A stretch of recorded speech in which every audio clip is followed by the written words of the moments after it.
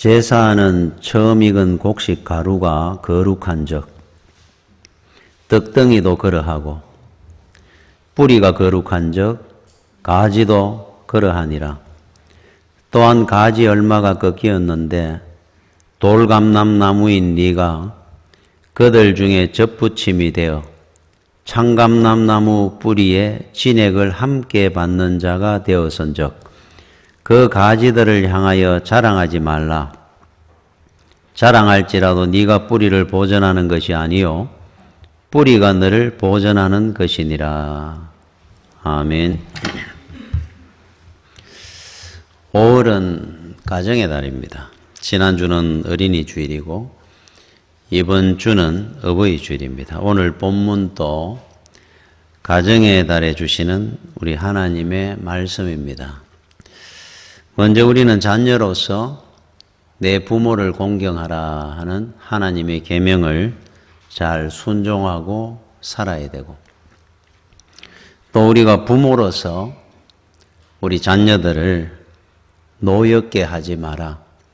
노엽게 하지 마라 하는 것은 세상적으로, 불신앙적으로 키우지 마라 하는 뜻입니다. 그래서 하나님의 말씀으로 잘 양육하고 부부간에는 서로 신뢰하고 존경하고 주 안에서 서로 사랑하면서 주의 복된 가정으로 세워가라고 하시는 이 하나님의 뜻을 가지고 사도 바울이 우리한테 주시는 말씀입니다. 오늘 제가 읽었더니 본문의 16절에 이렇게 시작을 합니다. 제사는 처음 익은 곡식 가루가 거룩한 적, 떡덩이도 그러하고. 우리가 구약에 제사를 드릴 때는 제물로 드리는 제물들, 양의 첫 새끼, 짐승의 새끼를 첫 번째 난 새끼, 또 우리가 추수를 해서 첫 번째 추수한 것, 이거를 우리가 하나님 앞에 제물로 드립니다. 이유는 제일 귀한 것, 우리가 제일 중요하게 여기는 것을 먼저 하나님 앞에 드리는 겁니다. 그러면은 첫 번째 것을 드리면은 10번째, 100번째까지 하나님이 다 지켜주신다. 다 거룩하게 해주신다. 그럽니다. 창고와 곳간이 차고 넘치도록 해줄 것이다. 그래요. 그래서 우리 하나님 앞에 여러분들이 드릴 때는 시간을 드릴 때도 일, 월, 화, 수, 목, 금, 토입니다. 주일이 거룩해야 나머지 6날도 귀하고 은혜로운 날들이 되는 겁니다. 시간을 드릴 때도 제일 귀한 시간을 드려야 되고, 여러분이 헌신을 하더라도 제일 귀한 마음으로 먼저 세상 사업보다, 직장 생활보다 하나님의 일을 제일 귀하게 여기고 하는 겁니다. 그러면 세상의 많은 일들을 하나님이 책임져 주신다. 다 거룩하게 해주신다. 그래요. 그러면서 뿌리가 거룩한 적 가지도 그러하니라. 이스라엘의 뿌리는 아브라함입니다. 자, 믿음의 조상 아브라함부터 시작을 해서 거기에서 많은 가지들이, 이스라엘들이 뻗어나온 겁니다. 그죠? 그러면 그 속에 원뿌리가 있다고 한다면 예수 그리스도입니다. 그런데 이 가지 중에, 여러분 감나무에는 감나무가 열리고 가시나무는 가시나무가 만들어질 건데, 그런데 혹 보니까 감람나무인데 거기에 가시나무 같은 가지가 열리기도 하는 것처럼 보이더라는 거예요. 시와 종전은 속일 수가 없는데, 그래서 보기에는 성도인데 불신자처럼 보이는 사람들이 있더라. 그러나 오늘 사도 바울이 하고자 하는 말씀은 이겁니다. 그 뿌리가 아브라함이면은 가지 중에 혹 가시나무처럼 이방인처럼 보이는 가지가 나오더라도 우리 후손 중에 반드시 아브라함이 뿌리였기 때문에 뿌리가 거룩한 적 가지도 거룩하도록 하나님께서 이루어 가실 것이다. 반드시 구원할 것이다 하는 내용입니다. 그러니까 우리 자녀들을 우리가 보다 보면은 제가 우리 자녀들에 대해서 여러분이 믿음 안에서 늘 믿으십시오 하는 이유 중에 하나입니다. 여러분의 기도는 땅에 떨어지는 법이 없고 하나님께서는 믿는 가정의 자녀들을 반드시 믿음의 자녀로 세울 날이 올 겁니다. 17절에 또한 가지 얼마가 꺾이었는데, 자, 유대인들, 이스라엘 백성이 우리 주님을 핍박하고 하듯이 그래서 하나님을 대적하면서 꺾인 가지들이 있더라. 돌감람나무인 네가 그들 중에 접붙임이 되어 창감람나무 뿌리에 진액을 함께 받는 자가 되었은즉. 이게 로마에 있는 우리 이방인들, 우리들 이야기합니다. 유대인이 아닌 우리. 우리들은 돌감람나무였다는 거예요. 자, 하나님의 백성들은 창감람나무고 우리는 돌감람나무였는데 그들이 꺾인 자리에 우리를 접붙여 주셔가지고 그리스도의 진액을 받고 살면서 창감람나무처럼 열매 맺는 인생이 믿음이 되었더라. 그러면서 18절에 그 가지들을 향하여 자랑하지 말라. 자랑할지라도 네가 뿌리를 보존하는 것이 아니요 뿌리가 너를 보존하는 것이니라. 자랑할 것이 없죠. 우리는 원뿌리가 우리는 종자가 돌감람나무였는데 어느 날 창감람나무의 가지가 꺾여가 그 자리에 우리를 접붙임을 해가지고 우리가 열매 맺는 감람나무가 됐다고 해서 우리가 자랑할 것이 무엇이 있느냐. 원 출신 성분이 원 종자가 저쪽이었는데 은혜로 이쪽으로 접붙임을 받았고 진액을 받고 오늘까지 살면서 뿌리가 나를 보존하는 것이 아니 내가 뿌리를 보존하는 것이 아니라 뿌리가 나를 보존하고 있는 건데 은혜 안에 살고 있는데 그러니까 교만하지 마라 이렇게 말씀을 합니다. 자, 여러분 감람나무라는 것은 이스라엘 사람들에게 주식이기도 했어요. 어려울 때 열매를 많이 맺습니다. 감람나무는. 그러니까 감람 열매가 굉장히 귀한 거였고 또 하나는 이 감람류 기름은 등불을 켤 때 쓰는 기름으로도 쓰였어요. 그러니까 감람나무는 뭐 버릴 것이 없습니다. 많은 열매도 맺고 나중에 기름도 만들어주고. 그런데 이 돌감람나무는 반대입니다. 열매가 없습니다. 전혀 가치가 없습니다. 나무의 열매는 자기를 위해서가 아니고 남을 주기 위해서 만들어지는 것이 나무의 열매인데 감람나무, 돌감람나무는 전혀 뭐 없고 단지 땅 속에 양분만 빨아먹으니까 다른 나무가 자라는데 방해만 합니다. 자, 우리는 누구였느냐? 돌감람나무였다 그럽니다. 그런데 지금 열매라도 맺을 수 있고 은혜 안에 사는 것은 주님의 은혜입니다. 이쪽으로 접붙임을 받아서 이 자리에 온 겁니다. 자, 그러면 이 자리까지 은혜로 왔는데 지금 살아온 날들을 그리고 지금도 한번 우리가 생각을 해보는 겁니다. 여러분들은 주변 사람들한테 얼마나 도움이 되는 삶을 살고 있는지. 이제 창감람나무라고 한다면은 열매를 맺고 많은 사람들에게 유익이 되는 인생을 사는 걸 이야기를 합니다. 첫째는 영적으로, 두 번째 육적으로 다. 지금까지는 내가 그렇게 못 사는 것 같습니다.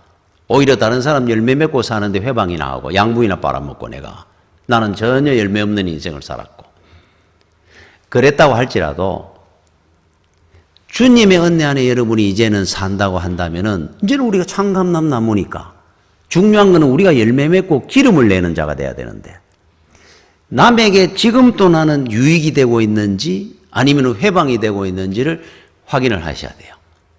여러분들은 유익이 되는 성도가 돼야 됩니다. 이제는 우리가 그렇게 살 수 없습니다. 그러면 내 힘과 능력으로는 자신이 없습니다. 주의 진액을 받고 살잖아요. 이제는 내 힘으로 사는 거 아닙니다. 말씀의 진액을 먹으면서 은혜 안에 우리는 살기 때문에 얼마든지 우리는 열매 맺는 인생을 많은 사람에게 유익이 되는 인생을 우리는 살아갈 수 있게 되는 겁니다. 변화돼 가야 되죠. 이제는 창감람나무가 되어서 그 이재철 목사님한테 어느 여성도가 전화가 왔다 그래요. 상담을 합니다. 남편과 교회는 같이 다니는데 이 남편 되는 분이 막 술을 못 끊는 겁니다. 사업을 하고 이래 다니다 보니까. 그런데 이제 술을 한 잔씩 하는 것까지는 아직도 신앙이 그렇게 안 자라서 그렇다 치겠는데 술만 먹으면 집에 와가 아이들한테 막 폭언을 하고 폭행을 하고 시비를 걸고 온 집이 지옥이 된다는 겁니다. 너무 힘들다는 거예요. 교회를 다닌 지는 한 10수년이 됐는데도 전혀 변화가 안 된다고. 그래서 상담을 합니다. 그때 이재철 목사님이 이렇게 답을 했다 그래요. 저의 과거에 대해서 제가 말씀을 하면 한 번 했는 기억이 있는데 기억이 납니까? 저도 20대, 30대 한 중반까지 술독에 빠져 살은 사람입니다. 우리 집 사람이 저 때문에 눈물을 흘리며 밤을 지새운 적이 한두 번이 아닙니다. 그런데 저도 어릴 때부터 모태신앙이었습니다. 제가 이렇게 변화되지 않습니까? 그런데 언젠가 주님에게 붙어 있다가 시간이 갈수록 내 같은 사람도 변화되고 목사까지 됐는데 분명히 성도님의 남편 되는 분도 제가 확신하건대 변화될 겁니다. 때가 되면 반드시 변화되고 아마 기쁨이 되고 은혜가 되는 남편으로 바뀌어질 날이 곧 올 겁니다. 절대로 포기하지 마십시오. 접붙여졌다고 해서 금방 그 해의 열매를 맺지 않더라도 반드시 열매를 맺게 되어 있습니다. 성경의 대표적인 인물이 사도 바울입니다. 나는 살인자요, 폭행자요, 핍박자요, 죄인 중에 괴수였다 그래요. 맞습니다, 실제로. 최고의 사도가 되었잖아요. 자기가 뿌리를 보존하는 것이 아니고 뿌리가 나를 보존한 것입니다. 그러잖아요, 지금. 주님의 은혜였습니다. 그래요. 접붙여졌기 때문에. 우리나라 총회장까지 했던 김익두 목사님은 세상에 모르는 사람이 없는 똘깡패였습니다. 그가 목사가 되고 총회장이 된 겁니다. 그래서 오늘 이 성경이 주는 가장 중요한 메시지가 하나 있어요. 그게 뭐냐면은 접붙임의 중요성입니다. 접붙임의 중요성. 여러분, 우리 인생은 접붙임의 연속입니다. 어떤 사람과 어디서 어떤 모양으로든 우리 모든 인생은 사람과의 접붙임의 연속으로 인생이 살아가는 겁니다. 단지 어떤 사람과 어떻게 접붙임을 받고 사느냐에 따라 그 사람의 인생의 성패가 달린 겁니다. 그렇다고 한다면은 여러분들이 지금 한번 돌아보는 겁니다. 내가 접붙이고 있는 내 친구들, 나와 함께하고 있는 모든 사람들을 한번 둘러보십시오. 바른 접붙임을 하고 사는지 돌아봐야 됩니다. 나한테 정말로 영적으로든 유익이 되는 접붙임의 만남인지 아닌지를 확인해보고 여러분들이 관리하고 정리할 줄 알아야 돼요. 접붙임으로 인생의 성패가 달린다니까요. 옛날에 이장호 감독, 영화 감독의 어떤 그 창녀가 사연을 보내온 글을 보여준 적이 있어요. 어느 글에. 어느 중소도시에 유복한 가정에서 자랐던 한 여인이 고3 때, 그 당시만 해도 저희들하고 같은 세대였던 것 같아요. 70년대였으니까. 그때는 유명한 가수들이나 이런 분들이 극장에 쇼를 많이 했습니다. 쇼라고 해가지고 공연을 많이 했었어요. 그런데 이제 그 도시에 자기가 참 좋아하던 가수가 공연을 하러 온 겁니다. 극장에. 그때 고등학생들은 못 들어갑니다. 퇴학을 당하죠. 그런데 이제 옆짝이 그 극장의 표를 2장을 갖고 와가지고 아는 오빠가 주더라 그래서 가자는 거예요. 굉장히 제 둘도 친했는 친구인데. 그러니까 무서워가지고 또 집에 아버지가 굉장히 완고하고 무서웠다 그럽니다. 학교도 그때 그 당시에는 뭐 큰일 나죠. 안 갈라 그러는데 이 친구가 그러더는 겁니다. 어느 누구도 갔다 왔다 그러고 괜찮다는 겁니다.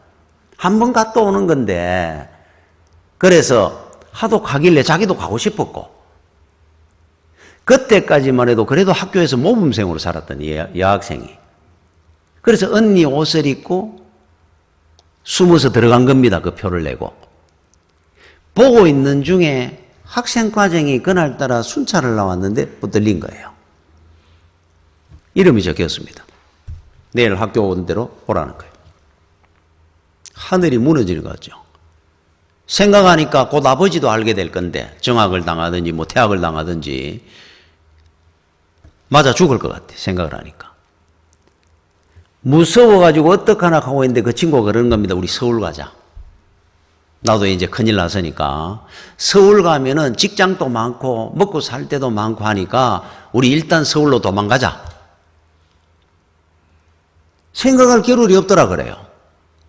단장 내려가면 학교 뭐 퇴학을 당하지 정을 당하지 혼이 날 것 같고 아버지가 알게 되면은 죽을 것 같아. 맞아서.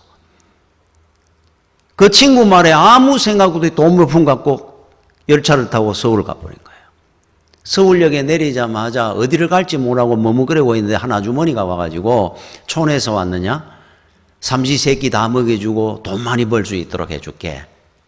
그 아주머니 손잡고 갔는 것이 서울역 앞에 창녀촌입니다. 20년 이상을 창녀의 인생을 살은 겁니다.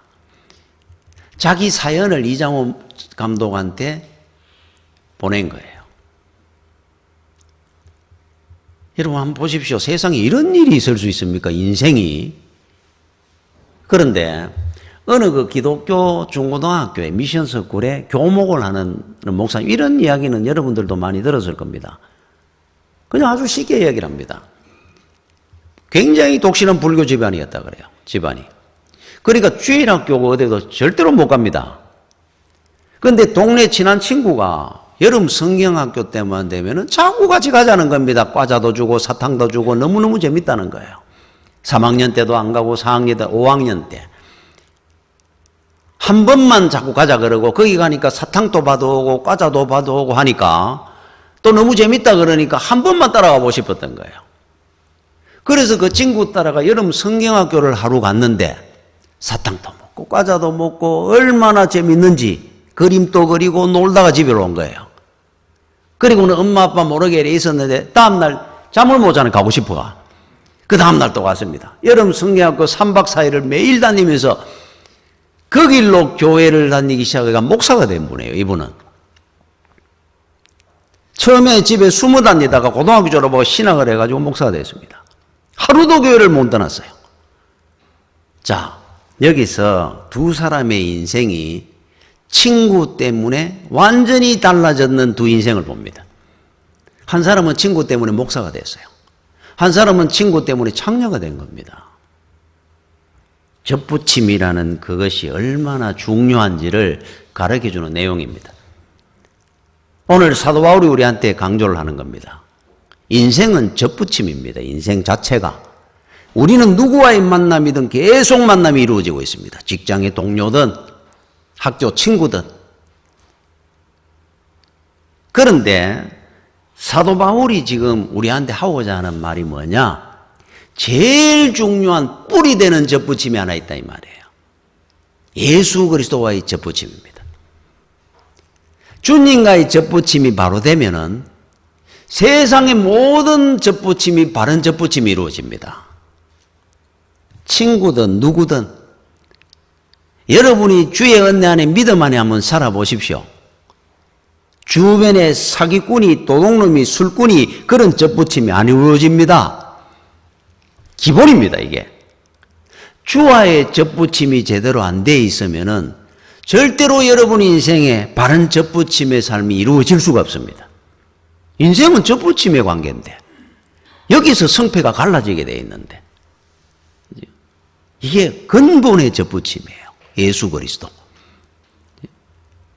여러분 그 지난주에 뉴스에 그냥 뭐 제일 탑 뉴스 중에 하나가 빌 게이츠라고 하는 마이크로소프트 창업자가 이혼했다는 그 뉴스가 제일 큰 뉴스거리였습니다. 아침에도 나오고 저녁에도 나오고 며칠간 나왔어요. 신문에도 나고. 어느 한 가정에 한 부부가 이혼을 낸 사건이 왜 이렇게 전 세계 뉴스거리가 됐느냐. 세계 최고의 부자 중에 한 사람이었거든요. 이 사람이. 이렇게 엄청난 부자가 이혼을 하니까 세계 뉴스거리가 된 겁니다. 야, 앞으로 위자료는 얼마나 줄 거냐부터 해가지고 계속 뉴스가 나왔어요. 그런데 여러분, 세계 최고의 부자 1위가 여러분 그 아마존 창업자 이 베이조스라는 분입니다. 이분이 몇 년 전에 이혼을 했는데 그 아내한테 위자료를 준 것이 우리나라 돈으로 40조 원을 줬어요. 위자료가. 그래서 위자료 받은 돈으로 아내가 세계 18위 부자가 됐습니다. 위자료만 갖고도. 그런데 이 베이조스는 아내한테 40조 원을 띄주고도 세계 1위입니다. 야, 돈이 얼마나 많은 사람인지. 그런데 1위부터 5위까지 중에 이혼을 안 한 가정이 한 가정밖에 없어요. 4가정이 이혼을 했습니다. 세계 3위 부자가 전기차 업체 테슬라의 창업주인 일론 머스크입니다. 이분은 3번 이혼했습니다. 세계 4위 부자가 구글의 공동 창업자 세르게이 보린 하는 분인데 이분도 이혼을 했습니다. 지금 이번에 5위인 빌 게이츠가 이혼을 한 겁니다. 1위부터 5위 중에 한 사람 가정만 이혼 안 하고 4가정이 이혼을 한 겁니다. 자, 우리는 이런 생각을 했습니다. 늘 살면서. 그래도 돈이 많으면 부자가 되면은 좀 더 삶이 윤택하고 더 행복할 거라고 생각을 해요. 많은 사람들이 그렇게 생각하지 않습니까? 돈 벌고 사는 게 얼마나 힘듭니까? 돈만 좀 많아도 훨씬 더 행복할 것 같은데. 그런데 세계의 돈이 그냥 많은 게 아니고 최고로 많은 1위부터 5위까지 중에 4가정이 이혼을 했다니까요. 그래서 그런 걸 보면 돈이 전부가 아닙니다. 돈은 절대로 사랑과 행복을 살 수 있는 것이 아니고 오히려 사랑과 행복을 주기는 살충제입니다. 살충제. 돈은. 그래서 우리 주님 앞에 우리가 일용할 양식에 감사하라 하는 것은 여러분이 우리 있을 만큼만 있는 게 제일 행복한 거예요. 지금 여러분들이 오히려 훨씬 행복한 겁니다. 가정이. 부부간에. 차고 넘쳐가지고 그냥 40조, 100조 하는 그런 가정에는 행복이 없습니다. 그래서 우리 가정과 부부와 우리 부모와 자녀 간에 진짜 재산은 뭔 줄 압니까? 서로 간의 믿음과 존중입니다. 긍지입니다. 긍지. 우리 부모님에 대한 자식들이 부모님을 생각할 때 긍지가 되는 부모가 돼야 돼요. 자식의 긍지, 자랑. 이게 재산이지 돈을 물려준다고 우리 부모가 돈이 많아가지고 부모를 존경할 것 같습니까? 그러지 않아요. 가정이 다 해체되고 있잖아요. 자식은 부모에게 자랑이 돼야 되고 기대가 돼야 되고 부부간에는 돈보다 서로 신뢰하고 존경하는 겁니다. 이게 어디서 이루어지느냐? 여러분 결혼할 때 다 사랑한다 그러고 대단한 결혼식들이 많았잖아요. 뉴스에. 왜 그 가정들이 해체되고 갈라서고 하는 이유가 생기느냐? 자기들만의 젖붙임으로 바른 열매가 절대로 안 만들어집니다. 근본 뿌리에 예수 그리스도의 젖붙임이 있으면은 부부간에도 부모와 자식간에 평생 행복하고 사랑하며 삽니다. 답이 이쪽에 있어요. 돈이 아니고. 제가 그 이야기를 했죠. 중국의 최고의 석학, 세계적인 석학이 오경웅 박사라는 분이 있는데 이분은 유엔 헌장을 만드는 분이고 중국 헌법을 기초를 만드는 분입니다. 하버드대 교수이면서 법률가고 세계 최고의 문필가 중에 한 사람입니다. 대단한 분이잖아요. 그런데 아버지의 결정에 의해서 결혼을 하는데 아내 되는 분이 초등학교도 안 들어갔는 글을 못 쓰고 못 읽는 그런 여인과 결혼을 합니다. 하나님이 짝지어 주신 아내라 생각하고 평생 살면서 평생 하늘을 존경하고 사랑하고 자랑하며 살았던 사람이에요. 행복하게 살았던 사람입니다. 이야, 어떻게 그렇게 대단한 석학이 일차무시간 아내를, 그분은 신앙심으로 이어진 행복이에요. 신앙심이 아주 대단한 분이었습니다. 이분이 신앙의 힘입니다. 신앙의 힘. 주님과의 접붙임의 관계입니다. 자식은 여러분들이 우리 부모를 공경하라 그러는데 부모 경공은 어디서부터 시작하는 줄 압니까? 부모에 대한 긍지가 있어야 효도가 나옵니다. 자식이.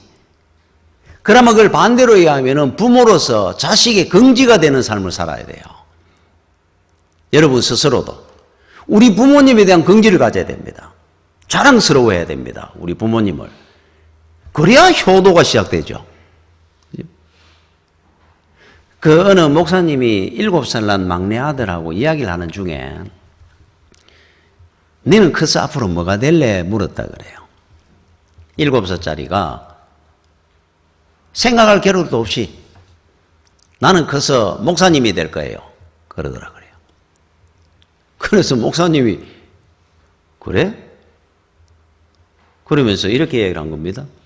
너 성경에 보니까 다니엘이라는 사람도 사자굴에 끌려 들어가고 사드락 메사가 너는 불구덩이에 떨어지고 사도 바울도 목이 잘려 죽고 너 나중에 목사가 됐을 때 나쁜 임금님을 만나가지고 죽을지도 모르는데 그래도 너 목사가 되고 싶어?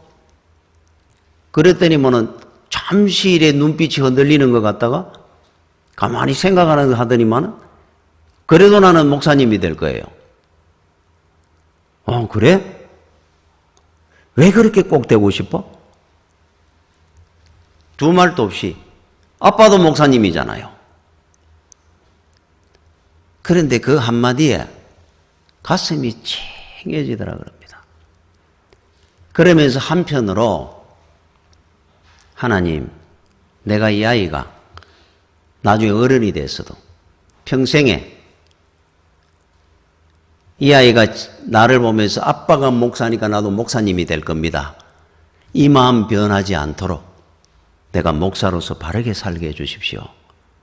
기도를 했다는 거예요. 뿌듯하면서도. 부모는 자식에게 긍지가 돼야 됩니다.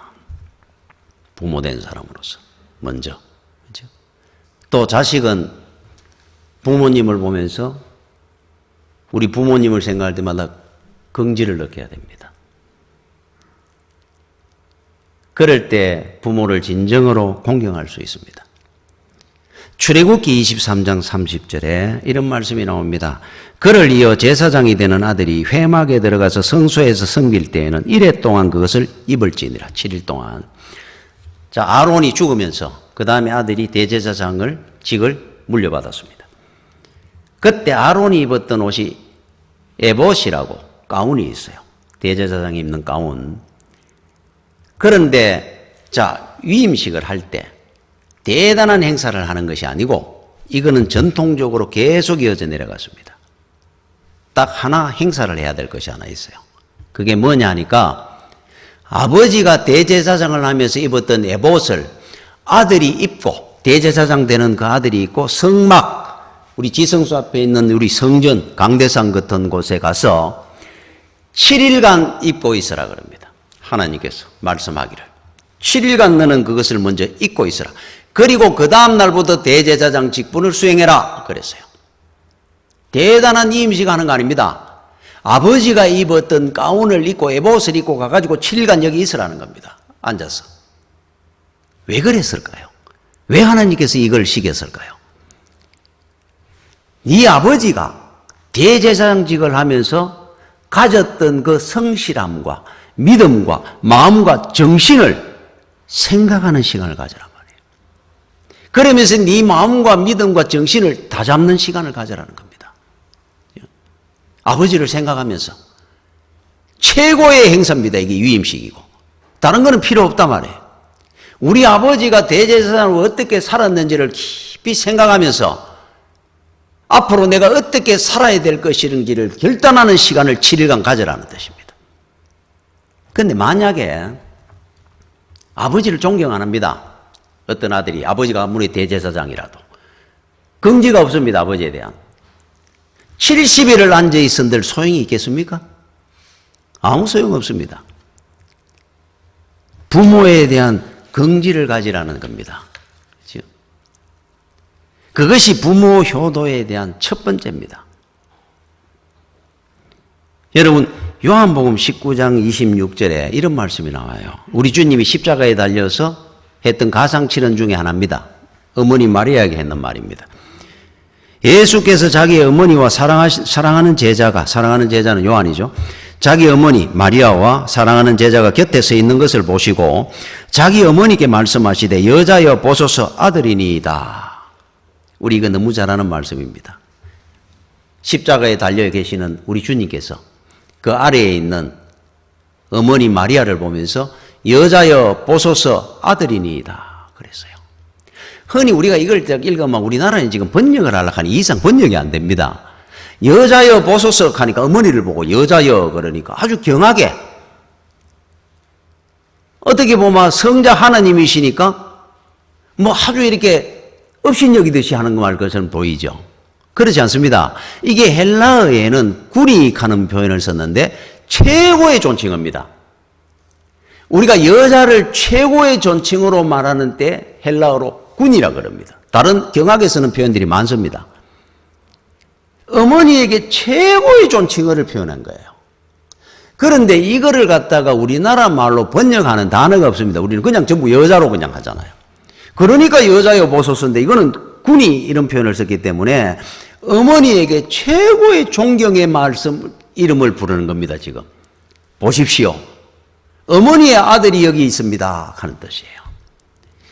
어머니여 보시옵소서, 어머니의 아들이 지금 여기 있나이다. 왜 이런 말씀을 하는 줄 압니까? 어머니에 대한 긍지를 지금 세상 앞에 선포하는 겁니다. 주님이. 어머니가 아니었더라면, 어머니가 나를 낳으시면서 동정녀로 그때부터 겪었던 시련과 아픔과 가슴 찢어질 일이 얼마나 많았습니까? 우리 주님 때문에. 그리스도의 사역의 길을 가는데. 지금 또 찢어짐이 앉아있는 겁니다. 그런데 그 말을 하는 겁니다. 어머니여, 어머니로 인해서 내가 그리스도의 사역을 잘 감당하고 갑니다. 어머니가 아니었더라면 내가 이 길의 승리의 길을 내가 어떻게 갈 수 있었겠습니까? 아마 마리아가 그동안 가졌던 그 시련과 그 아픔을 눈 녹듯이 녹았을 것 같아요. 그리스도께서 십자가에 달려 죽어가면서 어머니여 보시옵소서 구속 사역을 감당하는 그 우리 주님께서 아들이 여기 있나이다 그랬어요. 어머니에 대한 긍지입니다. 우리한테 보여주신 겁니다. 자, 여러분들도 우리는 나이가 들수록 후회하는 것이 하나 있죠. 부모에 대한 효도입니다. 정말로 나사렛 빈민굴에 있었던 그 어머니 마리아를 보면서 우리 주님은 어머니 보시옵소서, 어머니 때문에 내가 이렇게 그리스도의 사역을 잘 감당하고 갑니다. 여기 바로 어머니의 아들이 승리한 아들이 있습니다. 그러잖아요. 여러분들이 가져야 될 부모님에 대한 긍지입니다. 가지십시오. 돈이 많다고, 많이 배우셨다고 가지는 긍지가 아닙니다.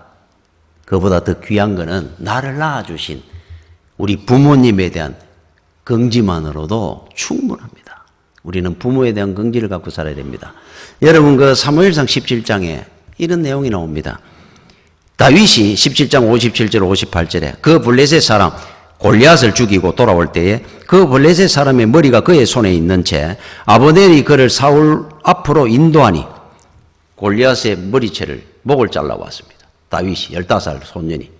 그리고 아브넬이라고 하는 장수 앞에 서니까 아브넬이 사울왕 앞으로 인도해 간 겁니다. 사울이 그에게 묻습니다. 물었더니 소년이여 누구의 아들이냐 하니 다윗이 대답하되 나는 주의 종 베들레헴 사람 이새의 아들이니이다 아니라. 그냥 우리는 묻잖아요. 네 누구냐? 네 이름이 뭐냐? 그런데 여러분 성경을 보면은 위대한 공을 세웠다든지 훌륭한 일을 한 사람을 물을 때는 그 이름을 안 묻습니다. 보면은 다윗 외에도 너는 누구의 아들이냐 이래 물어요. 그 아버지를 보면 아들을 알고 아들을 보면 아버지를 안다는 뜻입니다. 이게 너는 누구의 아들이냐? 다윗입니다. 안 그러잖아요. 나는 주의 종 베들레헴 사람 이새의 아들입니다. 그래요. 너는 누구의 아들이냐 묻고 그때 다윗의 마음이 여러분 어땠을 것 같아요? 그 뿌듯함이 그 아버지 우리 아버지 이새의 신앙 교육으로 말미암아 어느 날 갑자기 하늘에 떨어졌겠습니까? 그 믿음이 전부 벌벌 떨고 앉았는데 골리앗 앞에 담대히 나가는 그 믿음 한번 보십시오. 우리 아버지가 나를 이래 믿음의 아들로 만들어 주신 겁니다 하는 의미입니다. 여러분 이 반대되는 이야기 하나 할까요? 요한복음 13장 2절에 이런 내용이 나옵니다. 마귀가 벌써 시몬의 아들 가룟 유다의 마음에 예수를 팔려는 생각을 넣더라. 은 30에 우리 주님을 팔았습니다. 바로 뛰나가가. 그런데 그때 마귀가 돌았다는 겁니다. 그런데 가룟 유다를 설명을 하는데 그 전에는 시몬의 아들 가룟 유다라고 표현 안 합니다. 여러분 가룟 유다라는 말은 가롯이 성이 아니고 가롯 사람 유다라는 뜻, 지방 이름을 이야기한 겁니다. 우리 전주댁, 대구댁 하듯이. 다른 데는 보면은 전부 가롯 유다입니다. 그냥. 저 사람은 가롯 지방에서 온 유다다. 이거로 충분합니다. 왜냐하면 이스라엘 사람들은 성이 없습니다. 하나님의 자녀라 생각하니까. 성을 안 만듭니다. 그래서 이름만 있으니까 지방 이름을 앞에 붙였어요. 그런데 유독 예수님을 파는 그 순간에만 시몬의 아들 가룟 유다가 이래 나옵니다. 왜 하나님께서 그 아버지 이름을 기록해 놨을까요? 자, 우리는 시몬을 모릅니다. 저도 모릅니다. 어떤 기록에도 못 찾았습니다. 이 사람이 직업이 뭔지 뭐 했는 사람인지 모르겠어요. 그런데 몰라도 됩니다. 그 사람이 뭐 했는 사람 하나는 압니다. 그 사람의 아들 이 유다라는 사람은 3년을 그렇게 존경한다 그러면 동거동락하던 스승을 는 30에 파는 정도의 사람이니까 아버지 안 봐도 압니다. 세상적으로 돈밖에 몰랐던 사람일 거예요. 거기서 가정교육을 받았는데 무슨 어떤 아들이 나오겠습니까? 거기에 다윗이 나오겠습니까? 가룟 유다가 나오지. 그러니까 우리는 시몬이라는 사람은 몰라도 압니다. 그 아들이 그 아버지고 그 아버지의 그 아들일 거니까. 분명히 아버지도 이렇게 살았을 거야. 그거를 하나님께서 우리한테 교훈을 주기 위해서 시몬의 아들 가룟 유다라고 딱 기록을 남기는 거예요. 시몬이 누군지도 모르는데도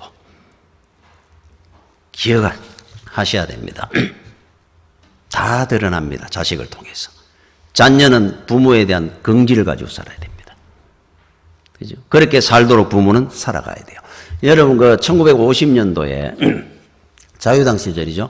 우리나라 상공부장, 육군 중장 예편해가지고 상공부 장관, 내무부 장관, 교통부 장관, 3대 장관을 역임했던 후암교회 김일환 장로님이라는 분이 있습니다. 한국 교회사에 훌륭한 분입니다. 이분이. 김일환 장로님이라는 분인데 이분이 뭐 여러 가지 많은 일을 했는데 그 중에 이런 말을 한 것이 있어요. 세상에 나는 두 가지가 두렵다. 첫 번째 하나님, 두 번째가 자식들이다 했겠어요. 참 일리 있는 말이에요. 하나님은 두렵죠. 우리 생명의 주인이시고 복의 주인이신데. 단지 두 번째, 그렇게 성공한 사람이 대단하게 살았는 분인데 세상에 두려울 게 뭐가 있겠습니까? 대통령이 두렵다 안 그랬어요. 내 자식들이 두렵다 그랬습니다. 자식을 통해서 드러나게 될 거니까. 자식들의 긍지가 되는 부모가 돼야 됩니다. 반드시 드러납니다. 이야기 안 하고 내가 마치겠습니다. 미국에 여러분 백화점 왕 그래가지고 존 워너메이커 하는 분이 있어요. 이분이 그 19세기 말 20세기 초에 미국의 대단한 갑부입니다. 백화점 왕입니다. 이분은 굉장히 가난한 집에서 아버지가 일찍 돌아가셨어요. 어머니하고 살면서 정말로 독실한 신앙의 가정이었습니다. 그렇게 가난하게 살면서도 이 사람이 12살 때 일하나가 이런 것이 있습니다. 한 번은 교회를 가니까 주일학교 교회를 가니까 그날 비가 왔는데 교회 마당이 진흙탕입니다. 질퍽질퍽해가지고 사람들이 이리 뛰감이 저리 뛰감이 그러나 신발 다 버려감이 옷 등등 걷어가 들어갑니다. 교회를 가는데 동네 길은 그냥 이래 길인데 교회 그냥 마당은 그냥 진흙탕입니다. 비가 오면 그 길을 12살 때 주일학교 다닐 때니까 학교를 다니면 한 5, 6학년 될지 모르는데 이 사람은 초등학교도 안 나왔습니다. 이 사람이. 진짜 오리지널 흙수저입니다. 하도 가난해가지고 그 당시 미국이 그랬던 모양이에요. 미국도. 가난한 애들이 학교를 못 다니고 공자 다닌 거예요. 초등학교 4, 5학년 되는 애들이 10살 때부터 벽돌 공장 다녔습니다. 뭘 일을 시키게 할 것 같아요. 근데 일을 한 겁니다. 그때는. 그래서 벽돌을 나릅니다. 이래가. 벽돌을 나르고만 몇 센트씩 주는 겁니다. 그래서 이제 벽돌 공장을 아침부터 저녁까지 일을 했어요. 그리고 주일날 되면 이제 교회를 갑니다. 교회를 가니까 진흙탕입니다. 바닥이. 몇 줄 다니다 그걸 그냥 보고 다녔는데 어느 날 벽돌 공장에 일을 하다 그 생각이 부뜩 난 거예요. 아, 내가 우리 교회 마당에 벽돌을 깔아야 되겠구나. 그럼 벽돌을 어떻게 깝니까? 사야 되는데. 일을 해가지고 11조 떼듯이 뛴 겁니다. 그래서 하루에 벽돌을 2장, 3장, 5장씩 삽니다. 살 때마다. 돈이 생길 때마다. 그래, 매가지고. 자기가 결정을 해가. 그리고 일주일이 되면 20장에서 30장 그 가량을 매주일마다 이제 깔기 시작합니다. 한 주일에 한 번씩.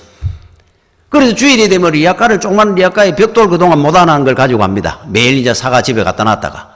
그리고는 이제 아침이 되면은 교회를 가가지고 벽돌을 깝니다. 일찍 가가지고. 아무도 모를 때. 그럼 어떤 날은 20장도 깔고 25장도 깔고 20장, 25장 가 요망우지 깔리잖아요. 요망우지. 마당 그 넓은데. 언젠가는 내가 여기 다 깔 거야. 깔았어요. 그런데 어느 날 보니까 목사님이 보니까 문 쪽으로부터 해가 자꾸 벽돌이 조금씩 있는지 없는지도 모르고 요망우지 20장 깔아봐야 보입니까?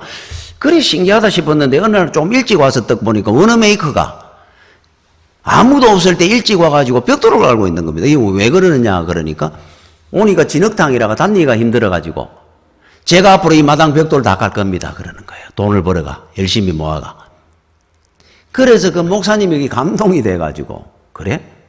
그날 설교를 하면서 광고에다가 그 이야기를 한 겁니다. 여러분 오시다 보니까 문 쪽에 벽돌 조금씩 깔려가 있죠. 그 워너메이커가 깔은 겁니다. 여기 진흙탕 되는 걸 벽돌 깔려서 마당을 자기가 앞으로 깔겠다고 저렇게 모아가지고 빨고 있습니다. 벽돌 공장 다니면서. 사람들이 감동이 되니까 돈을 전부 다 내기 시작해가지고 교회에 신청을 했다 그러잖아요. 이게 워너메이커 12살 때 일화입니다, 이게. 자, 워너메이커를 보면 부모가 안 보입니까? 믿지 않는 부모 같으면 그러도록 놔뒀겠습니까? 얼마나 아버니가 늘 칭찬을 하는 겁니다. 잘한다고. 하나님이 기뻐하실 거라고. 자, 나중에 백화점 왕이 됩니다. 백화점 왕이 갑부가 됐어요. 그때 23대 해리슨 대통령이 불러가지고 최신부 장관을 해달라 그럽니다. 발탁을 했어요. 그때 한마디로 딱 거절을 합니다. 안 한다는 거예요. 대부분 돈 있는 사람 명예 권력 가지고 싶어 하지 않습니까? 왜 안 하려고 그러느냐 물었습니다. 딱 한마디로 그런 겁니다. 나는 주일학교 교사인데 주일 성수하기 힘들다는 거예요. 정치를 하면. 그래서 나는 최신부 장관 안 하겠습니다. 그랬어요. 나중에 해리슨 대통령이 그러면은 내가 약속을 하겠습니다. 당신 주일 성수하는데 절대로 방해가 안 되도록 내가 일을 할 거다. 주일학교 교사 한 주도 안 빠지도록 해드릴 테니까 하십시오. 어떤 일이 있어도 그러면 하겠습니다. 성낙하고 나오는데 기자가 묻습니다. 기자들이. 아, 성낙하셨다며. 최신부 장관한테. 예. 그런데 하나 물어봅시다.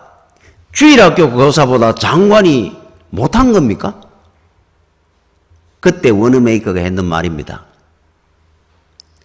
저의 본업은 주일학교 교사고 부업은 장관입니다. 본업에 충실한 건 당연한 거 아닙니까? 두 가지가 부딪히면 부업을 버리고 본업을 하고 살아야 되죠.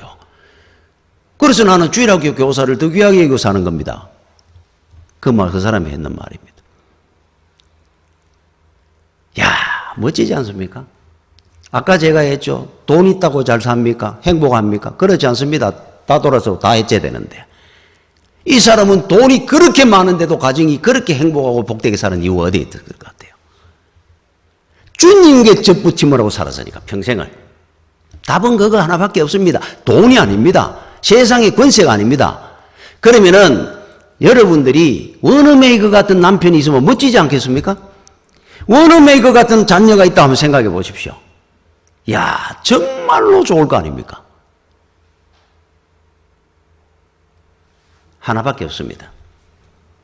주님께 젖붙임을 하고 사는 인생이 되고 가정이 되마 우리 자녀들을 그렇게 키우면 여러분들의 가정과 여러분의 자녀와 여러분의 남편이 앞으로 그렇게 될 줄로 믿습니다. 기도하겠습니다. 주여 은혜를 감사를 드립니다. 이렇게 가정의 달에 또 어버이 주일에 아버지 하나님 정말로 주시는 이 말씀을 꼭 마음에 새기고 주님께 붙들고 사는 주님을 붙들고 주님에 붙들려 사는 우리 믿음의 성도들이 되게 하여 주시옵소서. 예수님 이름으로 기도드립니다. 아멘.